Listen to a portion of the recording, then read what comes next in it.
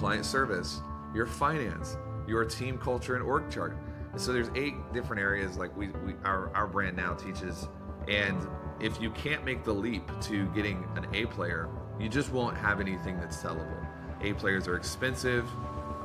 They can be high maintenance, but they are worth it in their capacity to actually replace you as the founder. Welcome back to the Omnichannel podcast. Today I have the one and only Taylor Welch with me on this episode. He went on building a 9-figure business, co-founded a 9-figure business. I'm sure you guys heard of it, Traffic and Funnels. And now he's on to helping entrepreneurs build their online businesses and scale and grow their online businesses. I really hope you guys are going to enjoy this episode. We're going to talk about his latest book, The Wealthy Consultant, Confessions of a 9-Figure Advisor. Enjoy, guys. Thanks so much for being here, Taylor. Again, I want to talk about your book, The Wealthy Consultant. And the first thing I wanted to ask you about this is that what is your definition of wealthy? And what is your definition of wealth? It's a great question, and it has changed over the years. Right now, the actual tagline of this brand is redefining wealth. So Wealthy Consultant, redefining wealth, because I think that I fell into the trap that a lot of people fall into, which is just chasing the accrual of resources rather than realizing that resources exist to help people and to enjoy time. And to enjoy time, you have to have energy. So my best definition of wealth right now is being able to do what I would love to do with the people that I love to do it with and make the world a better place in the process. Because if I can unlock one person's life, then they'll unlock another person's life. And that's the funnest game to play for me right now. And being rich is different.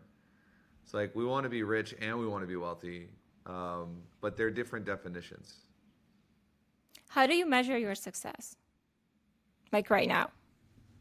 On like a broad sense, because success is fractal, you know, so like, because we can go into the area of finance and there's a definition of success. We can go into the area of physicality and there's a different definition. So True. For me, the most broad sweeping definition of success that I can give is to just be happy with who I am and what I'm doing.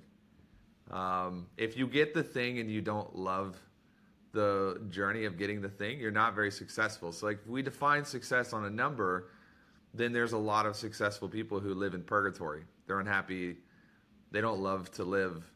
So humans at the most basic sense, like we actually are very hedonistic. We want to be alive, obviously. It's a biological evolutionary thing. We want to perpetuate civilization and the species, but we want to have pleasure and enjoy the time. So social media has really warped our view of success because now success is coming from, my success is coming from you rather than my version of success coming from me. And so if we can unwind that clock, we can't get away from social media, but if we can unwind the clock back to the moment of divergence and we can begin to build a picture of success based on, am I happy? And do I like what I get to do when I wake up in the morning? Then the byproduct of all of that is we'll have more stuff and we'll have more fun and we'll have more friends and all of the good things come with that. Yeah, but it takes time to untangle that though, because especially you mentioned social media and like comparing ourselves, right? We see other people successful, we think that's what we want, and they're like, that's not what I want. So I guess just to comment on your point, it's just like takes time to figure out like what makes you happy. Oh, it takes time and it takes effort. Like it takes work.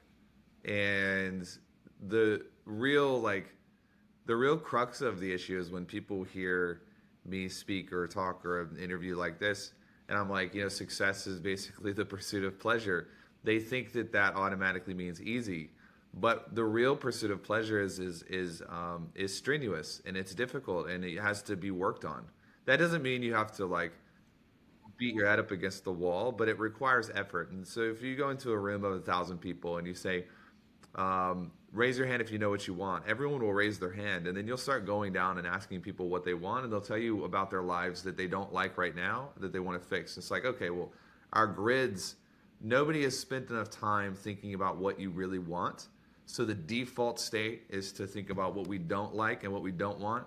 And the mind just perpetuates itself. And so it's a lot of work, to your point, and it can take a good amount of time to really get to the bottom of it. And then once you do know, then you have to make the difficult decision to let go of anything that is not in alignment with what you want.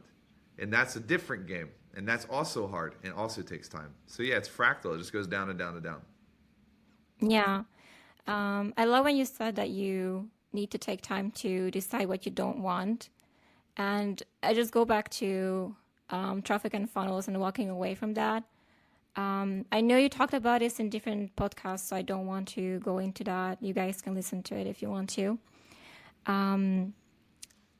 But I do notice that you walked away from a business with a certain income, and now I imagine that it's not the same as you had before, with the amount of success you had with the consulting business, with your business partner. How was that process for you in not letting your ego come in play and say like, hey, what are you doing? I'm happy, but like, what are you doing? Yeah, 100%. Well, it was really hard. I think that's it should be a given, but sometimes I don't think people recognize just the emotional difficulty it can have to just let go of something.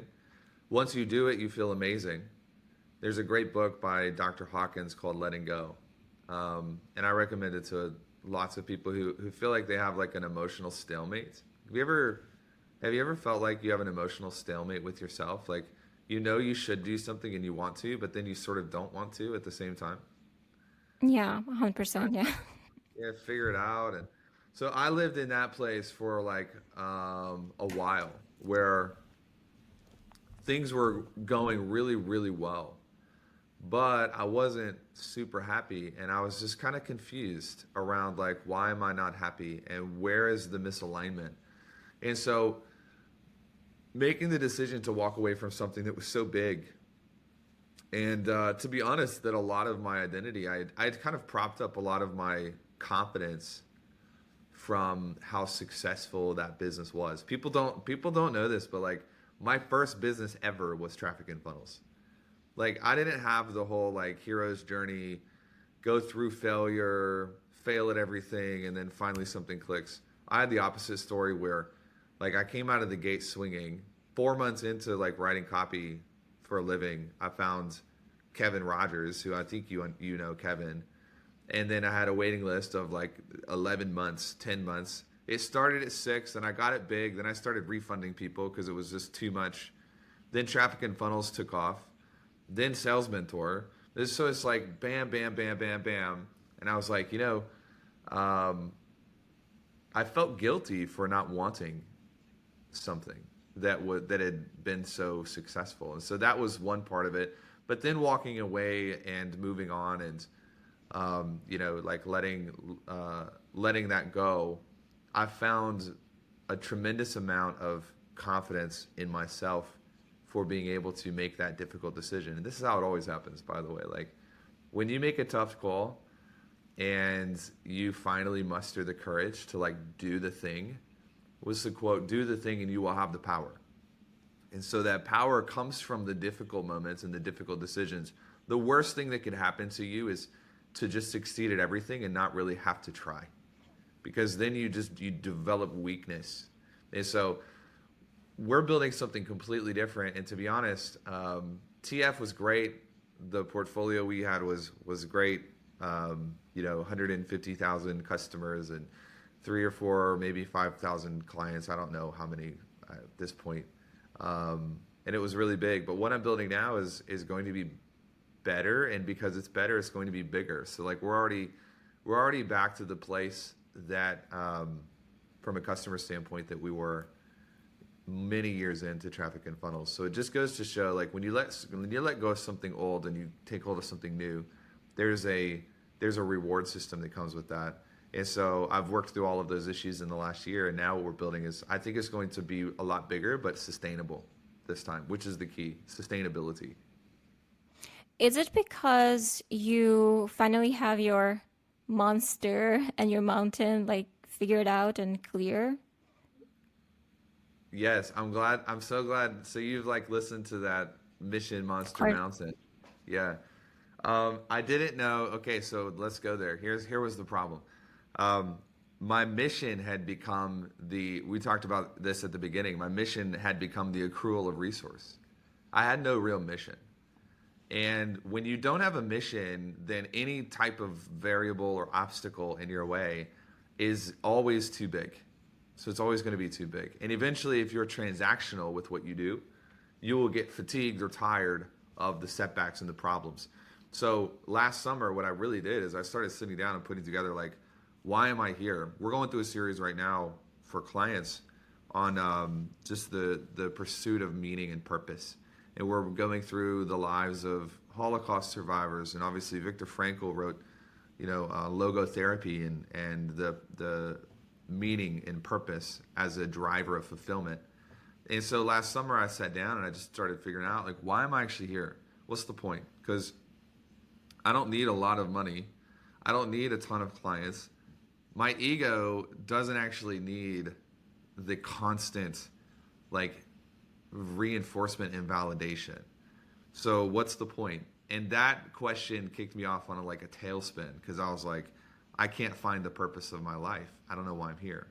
And then through the process of working through it, I've discovered like, I'm ultimately here to set people free. Like it's not about getting clients. It's not about building even businesses. It's about freedom. And the more people I can create freedom for, which by the way, sometimes freedom, I found out, means that people will call you because they got their number from a friend who knew a friend who knew me, and they call me and I'm at the gym. This happened to me several times. And they're like, my business is killing me. How did you let go of it? And I'm like, oh, this is the opposite of like making money. I'm Insane. like, I'm teaching people how to basically like not make money, but to have freedom. And so now that I've got a mission locked in, and so every business has its own kind of purpose. So the wealthy consultant is to unlock and monetize human expertise. That's what we do. The arena is to erase suicide and deprogram victimhood. That's what we do. BEAME, the content agency, is to multiply messages that are worth hearing. And so every business has its own type of thing, but it all comes back down to the same thing. Like, what is my purpose? Why was I born? To create freedom for people. And now when you put a monster in my way, or there's a difficult challenge, there's a thriving that happens because I'm like, of course there's a monster. Like, of course there are people that don't want me to do this or to be successful, but it has nothing to do with me. It has everything to do with the people on the other side of it. And that changes the game. I don't know if I'm answering your question anymore because I just went off on a tangent, but hopefully No, that kind please of... continue. I'm like so drawn into whatever. You're just I'm eating it up like a pigeon. Okay, The so breadcrumbs, basically. so one more thing, and since I'm not boring you, one more thing to add to this is I also learned in this process that the heroes are always created because of the crisis. So there are no heroes born next to the fire. There are only heroes born in the fire. And so I got on the call like with one of my mindset coaches at the beginning of all of this last summer, later in kind of like late spring. And one of the things she said to me is she said, you've forgotten how to take a hit to the face. And so the smallest shove or push, you're like falling over because you think that everything is about you. I was like, wow, okay, I'm a loser. That's crazy. Thank you for telling me that. But going through that and unraveling that, the realization for me was that if you want a big impact, you are going to have to sign up for a life that has resistance. And most people, they want the impact, they do not want the resistance, and so they just won't pay the price. So any impact that you create without paying the price of resistance is theft. You will have to give it back. Go into a store, pick up a piece of clothing off the wall and walk out with it, and you'll figure out that there is a payment process that has to be followed. The same is true and the same can be said for a person's influence and their success and their reach. And so I see a lot of entrepreneurs today who have hacked the system They've jimmy rigged the system. They've figured out, here's how I can just do this for the least amount of money or effort or time possible. And what they don't realize is they are accruing an interest payment, a balance that has to be paid. And this is what shows up in depression and insecurity and self-loathing and confusion. These are all accrued balances of a person who has cheated the system somewhere. And so what you have is you have this weird dichotomy where the solution to all of these things is a little bit of pressure and a little bit of pain and a little bit of, having to work out the variables that are not in your favor. But man, once you come through the other side with a good mission, you're unbeatable and you're unstoppable. And that's where, I want everyone to get to. Yeah, I love that. Thank you so much for sharing that. Do you think you cheated the system with traffic and funnels because that was so easy for you to kind of grow that I think fast? that I got a little bit of, I got some lucky cards for sure. I worked my tail off to become a good copywriter, so I paid the piper for that. But then you hit these variables where things kind of are just built for what you're doing. So like, I think that when you take a decade of an entrepreneur's life, like let's say we live 150 years, we have 15 decades, and at least half of that we can't build because we're children or babies or we're distracted or whatever. So you have 7 decades, 70 years. Every 10-year cycle, I think you're going to have 3 really crazy good years and 3 really bad years. And then 4 are going to be just neutral. Like they're not good, they're not bad. What happened sort of for me is that the first 3 years of my career were just like rocket ship. And the variables were many on that. Like the market was ready for me. The market was like looking for ways, like all you had was like you had 2 other people who were teaching what now is called like high ticket, right? And back then I think high ticket was like a brand new word. This is 2014, 2015. And me and Chris became one of the third pieces to the market. So it's not that we cheated necessarily. It's more so of like we just had I had my first 3 years be good. And then I had like 2 or 3 neutral, and then I had my bad years clustered together as well. And this is actually like for a rookie entrepreneur, this is not what you want. This is not what you want at all, because this is why people get taken out of the game. But for a veteran, it's like me on the other side. I'm like, hell yeah, give me the same stack again, because if I'm going to take the pain, like cluster it together and send me through hell for 3 years. And then I've got 7 years of glory. Like, just get it out of the way. So I would rather cluster it together. But at the time, because you don't know what's coming, it almost killed me. I was like, why does everything that I touch now fail? Because for 7 years, everything I touched turned to gold, and then I couldn't keep it all together. And my character, my character was moral and ethical. And like, I had all of those things in place, but my staying power was too low because I had not been tested. Does that make sense? About 2 years ago, you had a podcast episode that I literally scripted and like quoted you on a Facebook post. And it started with the bigger the calling, the bigger the testing. I forget what. Basically, we're talking about how with big impacts, the testing is equally as big, and how God is testing you to see if you're gonna stick around or not or quit. Anyway, I Yeah. just wanted to comment on that because I feel like that ties into that. I think God plays a central role, and I think at any point we can ring the bell, and we can. I was talking with the guy whose name is Matt. He was in my office just a couple months ago, who actually sort of got me into cold plunging because he's a freak. He cold plunges at like 30 degrees with ice on the top of his cold plunge. I was like, you're crazy. But he comes from the military, and one of the things he was sharing was when somebody goes through like boot camp or Navy SEAL or training, you're going to have to depend on that person for your life once you're in the field. And so it's kind of our goal to get people to quit as fast as we can, because if you will quit in training, we don't have to risk our lives with you in the field. And this idea kind of stuck out to me because, like, we have kind of a world that is not focused. Like, people are focused on the stupidest, dumbest shit ever. And when you think about it, the orators of civilization and the message carriers and the manifestors and the leaders and the champions and the heroes, we have to be capable of handling intense blowback and pressure. We can't quit because we get tired. Like, we can't be trusted with the mantle or mission or megaphone and then quit because we had a bad day. Like, that would be catastrophic. And so if you're God and you're looking at that, I believe, like, at any point, me or you, we can ring the bell and be like, I don't want the mission anymore. And I don't want that anymore. And I think we can retreat and we can back down and we can, but if we're going to actually fulfill on our real calling, then we have to be that person in training that just refuses to quit. And because of that, there's a level of trust that comes into our lives. And you see this with people who, like, they'll run strong for 3 years and then they'll get out of the game. And then you see the people who have been around for 50 years.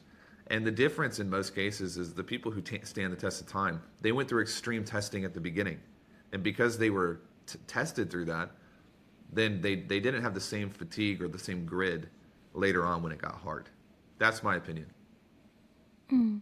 I love that. Thanks so much for sharing that.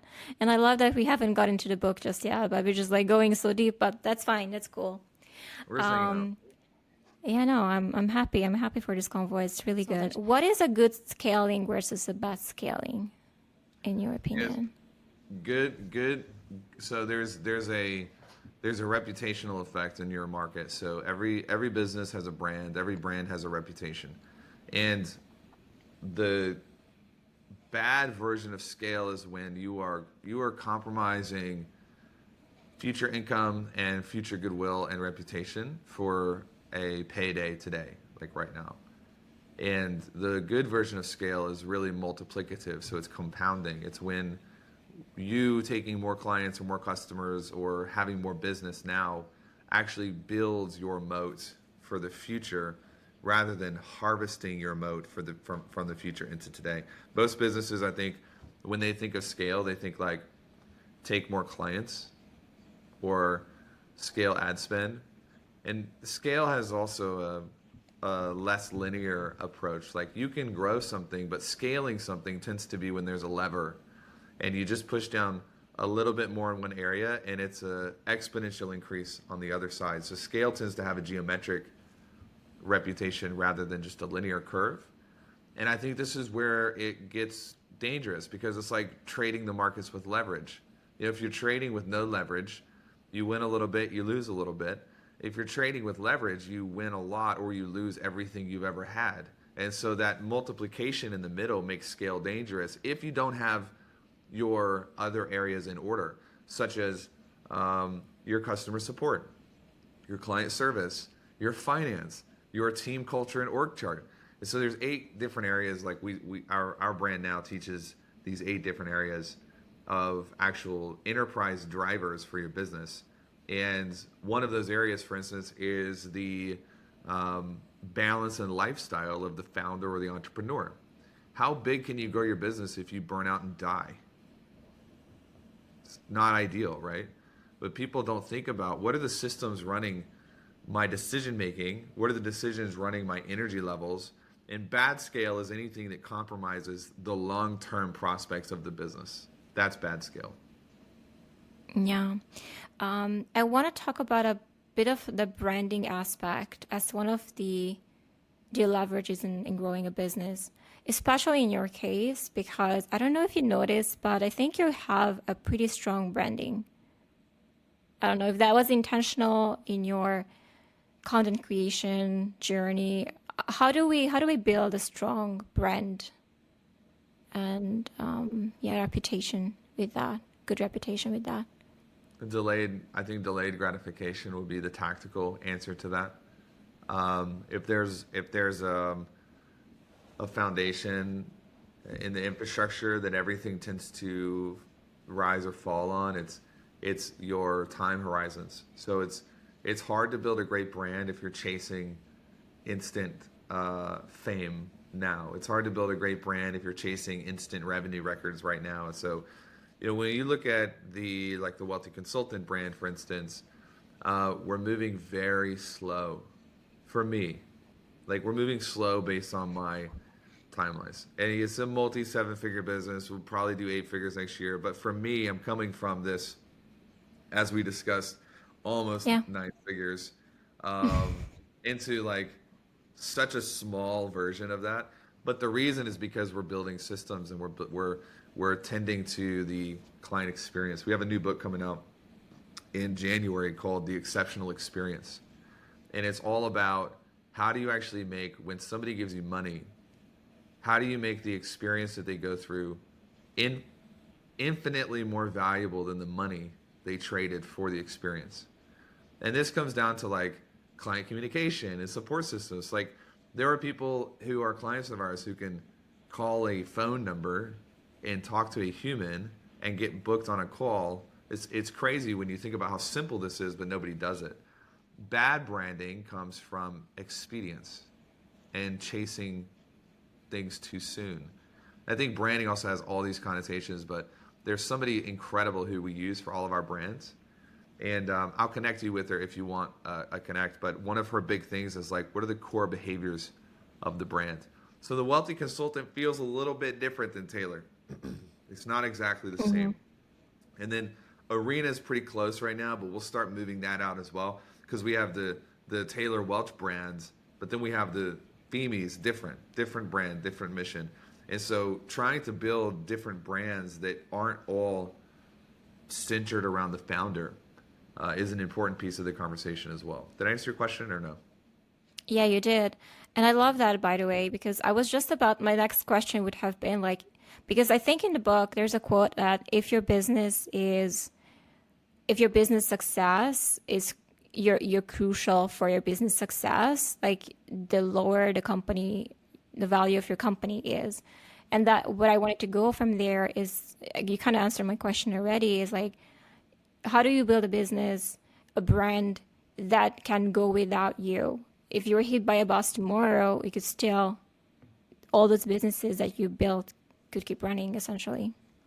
Yeah, I think this is the spectrum. So it's less linear and it's more of a spectrum. So we can call it we could just call it the maybe the sellability or the enterprise spectrum of a business. Because if you look at Tesla right now, Tesla's obviously I've been obsessed with Tesla since a long time ago. So now people, when I talk about Elon and Tesla, they're like, oh, bandwagon. No, dude, I was I bought my first Tesla in 2016. I've been following this company for a while. If Elon would have died in 2016, I think the company would have broken. But now the company has a lot of key leaders, and it would be fine. And that's the same is true. When I was on a event last week. Can I answer this the scenic route? Please. Go for a journey. I was on a ship. There was an event a couple of weeks ago, and I was talking to this person, and he was this young entrepreneur who had built a service business. He was doing an agency, and he was like, I want to get into software. And I said, why? And he's like, because training isn't scalable and blah, blah, blah. I was like, okay, we should not be changing models because we don't understand how to get what we want from the current model. This is what young entrepreneurs do. We just chase. I want to get into that industry or that industry. But the real, the truth is every industry has these constraints to it. So software 5 years ago had a crazy multiplier. Now it doesn't.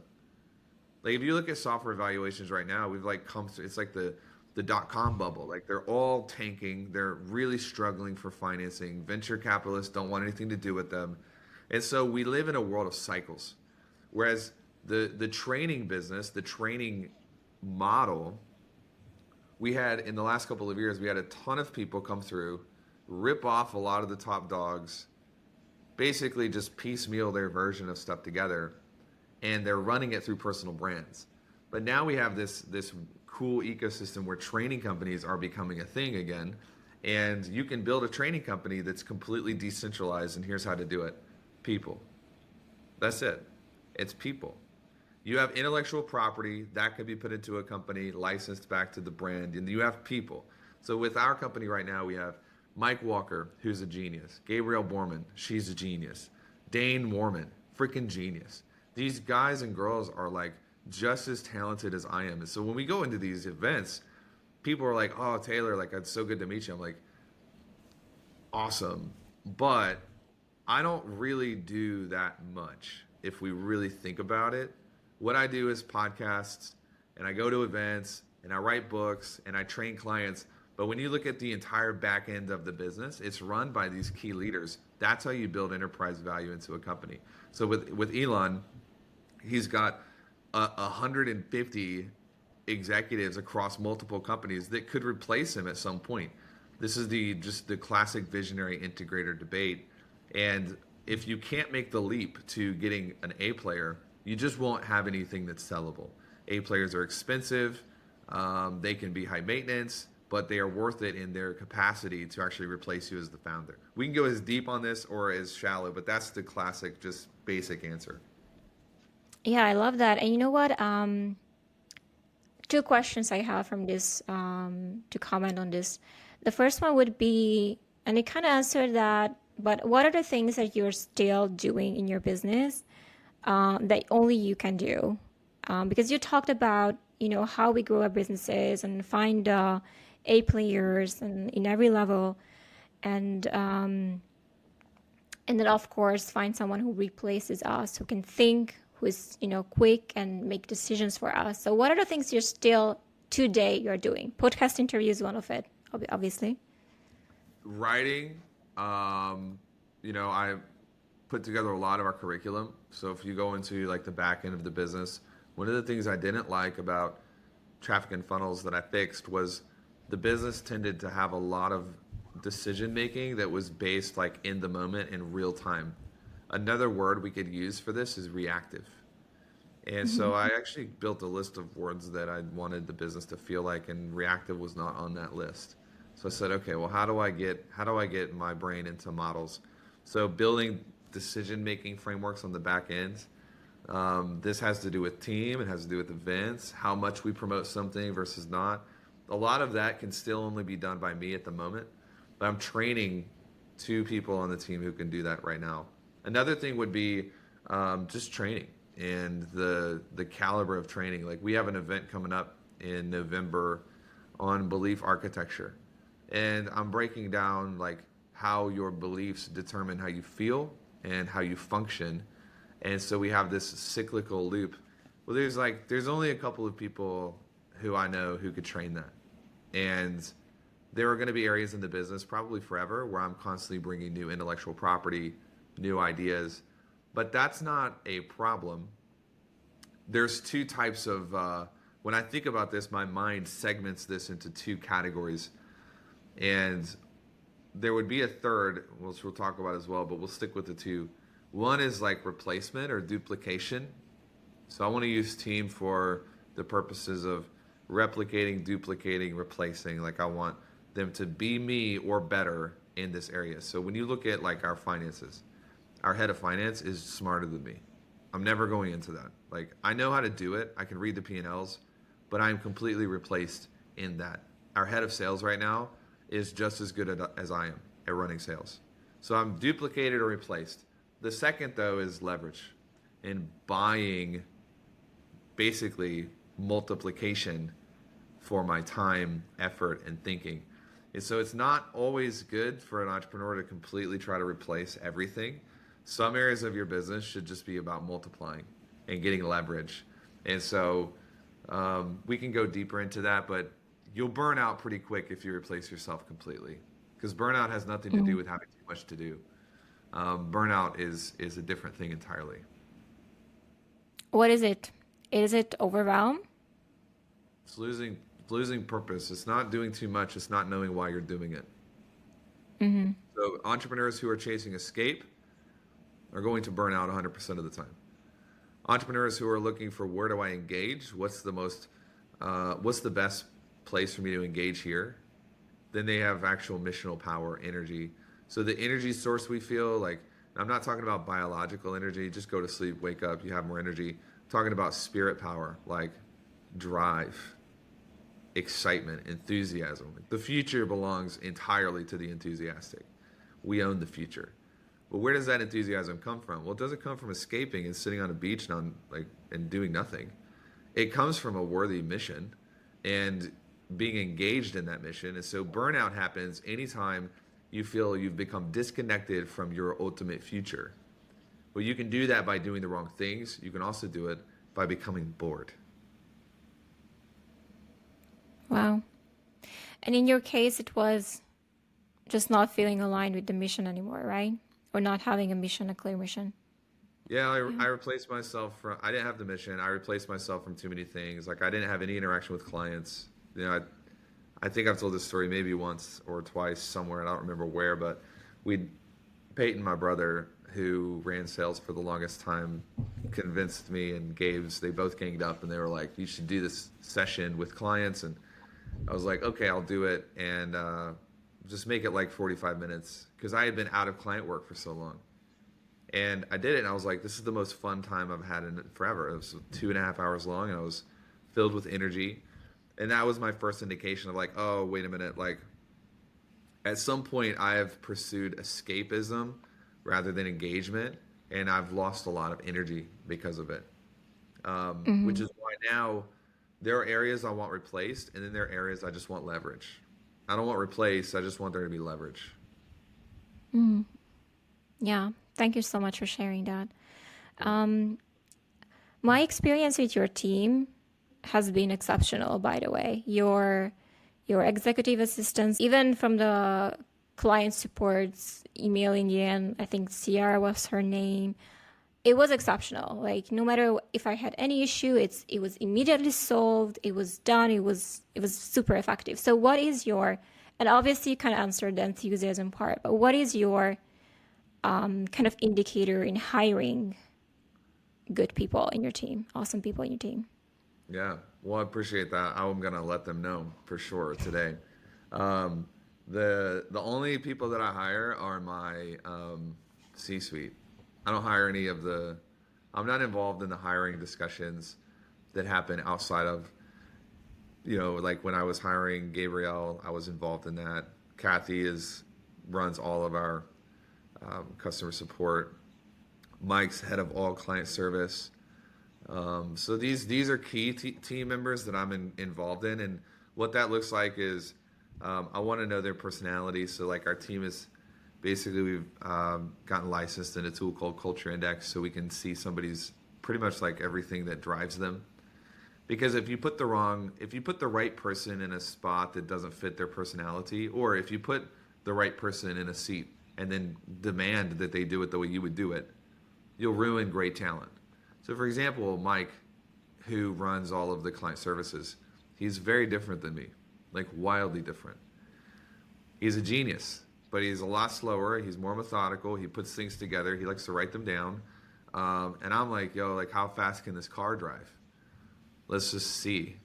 And so if I make him try to run his department the way I would run it, I would ruin the relationship. So that's part of the process. We actually have an event in Colorado for the first time where we're dialoguing about all of this. Like, how does Gabrielle go and hire people? Because to be honest with you, like, I don't know, actually. That's just what she does. And that even shows you right there, like, my commitment to, like, staying in my lane. Because I don't know what questions she asks and how she even finds them. That would have to ask her.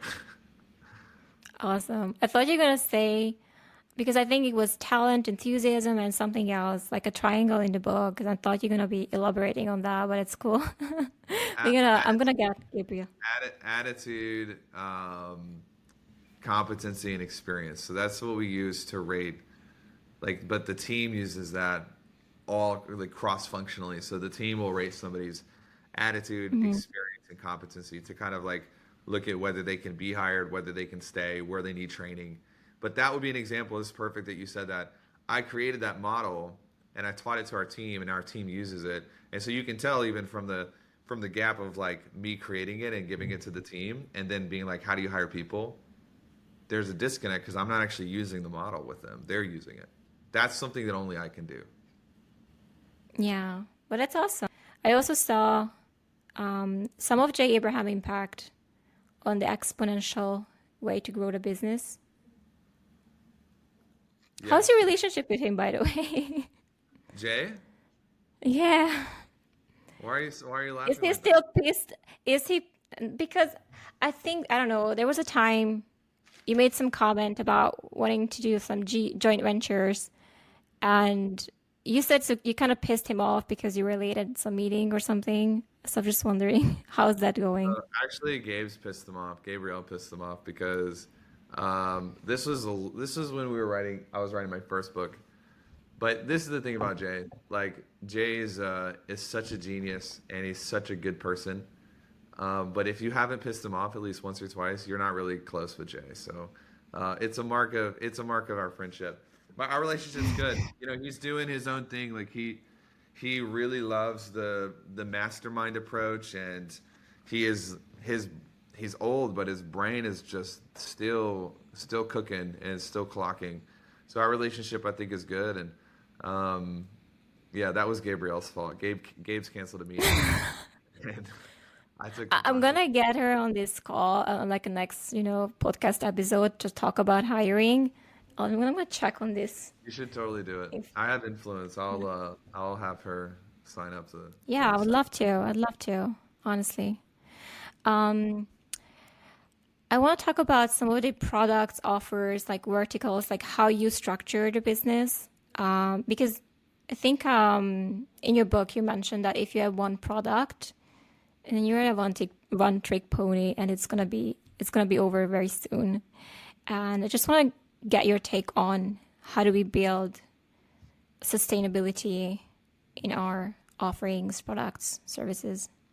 Yeah. So the monetization pathway is products, programs, services, and partnerships. So you can monetize a business through products. So you can sell a book or you can sell a course. You can monetize a business through programs, which is like if you think about like Wealthy Consultant, we'll just use them as an example because it's the scaling company right now. They have a product called Launch Kit or a program called Launch Kit, which is like soup to nuts how to actually refine offer. We have a done for you lead generation inside of that with outbound calls. That's a service. So we're actually taking the program and the service and we're wrapping them together. Then we have partnerships, which is like, okay, so there's a great person who does like financial setup, and we'll do financial audits. When people buy from him, because we promote them, we get paid a referral fee or a JV fee. But then simple things like, have you heard of the Remarkable tablet? Like Remarkables, we get paid off of those. People buy Remarkables in one of our program, they pay us for it. So partnerships is like affiliate income, JVs, things like that. I think that what's best for starting out is programs. So you create a program or service. These are the highest types of, they're going to have the most revenue attached to them. It's a program or a service. I got started in services. So I picked the service route. I was writing copy for clients. And then from there, I did some consulting, which consulting is usually programmatic. So it's like the services, programs, then you go into products because products is a great way to drive interest in your market. These are books. I think you have 4 phases that I talk about in the book. Phase 1 is when you just have one piece of the codex working. So you have one traffic platform, one demonstration asset, and one monetization piece. When you get to phase 2, you have 2. When you get to phase 3, you have 3. When you get to phase 4, you have 4, and you add the team as you go. So it's very scripted in how it's put together. So how do you create sustainability? You get to diversification and redundance at all 3 of those levels. So right now we have a dozen products. We have 3 main programs. We have a handful of partnerships, and then we have services that are starting to get baked into the business as well. So it's very hard to kill this business, very hard, because there's so much stuff. And I think the guru mindset today is like focus on one thing and only one thing. They're right, but only for phase 1 businesses. When you get to phase 2, that idea has to change is imagine if Tesla only had one product, or if Apple only had one product, or like none of the devices that these guys use to tweet don't even follow their advice. And that doesn't mean they're wrong. It means actually it shows you who they're speaking to. Their audience is a phase one audience. Whereas with Mm-hmm. me, I don't. I'm not. I'll say some stuff for phase one, but most of my crew is like, you want to build a bigger thing. You want to have like multi-generational kind of impact. Like you're serious. You're not just trying to Mm-hmm. pay some bills. Like you're serious about what you do. So you need to branch off into multiple things once you get your base rolling. Yeah, I love that. And if I had to kind of summarize this book and who is it for, I would say like this book is for you if you are ready to grow the fuck up and look at your business as an actual business, and you're doing it to build something that is like you said, generational wealth. Because even like obviously there's so many topics, and you guys need to get the book to read more on that. But there's so many topics where I felt like, dude, I need to look at what the fuck am I doing? Like, oh, my team, the KPIs, like how they perform, or like the products, the services that I'm offering in the marketplace. And there's so many like it's sometimes it's like hard to even look at those things and just be like, you need to grow the fuck up too, to be like, that's part of like growing a business. So that's Yep. how I felt when I read the book. Thank you. Yeah, somebody left a review yesterday of 1 star, and No. screenshotted it and put it on Twitter because I thought it was hilarious. He basically said, "This book was so awful. I read it in one sitting.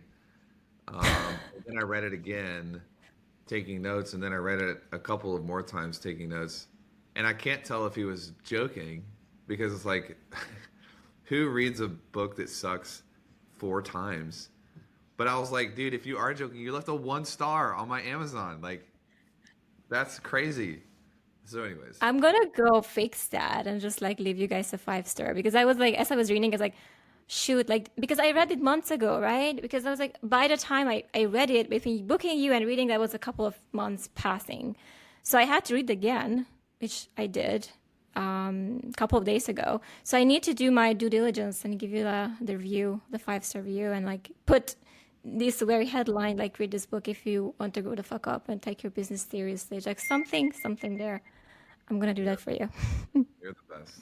Thank you. You know,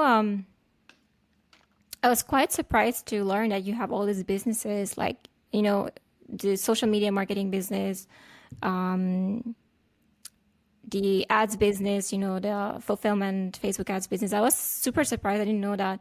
I thought you were in consulting, and then I'm like super shocked how many branches how many businesses you're running, how many you are running at this point, like how many, like not like CEOing, but like somewhat involved in. 5. 5. Wow. Yeah. So maybe the next question would be like, how do you juggle all of that? Or is it you have a focus on, or the team everywhere, and it's done, it's built, so you don't have to do much anymore? It's just great players. Like if you can, so like Lauren runs all of our events, and we might at some point build an events company around that. Because if you've come to an event, especially in the last year, our events are just so different than anything else out there that you won't be able to get it out of your head. And I speak a lot. Like I go to great people's stages and events, and it's just different. Like we have a recipe, it's phenomenal, and part of it is integration. So when I host an event, we're running the event. I own the company that's running the AVL. So like we have all this integration that makes the event easier. But when you have good people and you hang on to them, then you can build and branch into multiple areas as long as they're integrated at some level. So the wealthy consultant is a client of FEMI's. I am a client of FEMI's. A lot of our clients are a client of FEMI's. FEMI also has its own clients, so there's a bridge. The event company, if that's something that we decide to do, it'll be a client of FEMI's because FEMI is going to run part of the AVO. I'll be a client of the event company. All of our clients will be. So you can see this vertical integration happening. Mm-hmm. And if you have that, it gives you crazy leverage because you don't have to start from zero every time. You're building off of a base that already exists. All right. Thanks so much for your time. Thanks so much for being here. It was a pleasure having you here. Take care. Bye-bye. Thank you so much, Taylor, for coming to the show. You can pick up his book, The Wealthy Consultant, on Amazon. You can also join his Facebook community, The Wealthy Consultant, on Facebook. I'm going to link all his socials. You can hit him up directly. His team is absolutely amazing. Again, if you find this useful, don't forget to share, and I'll see you guys very soon.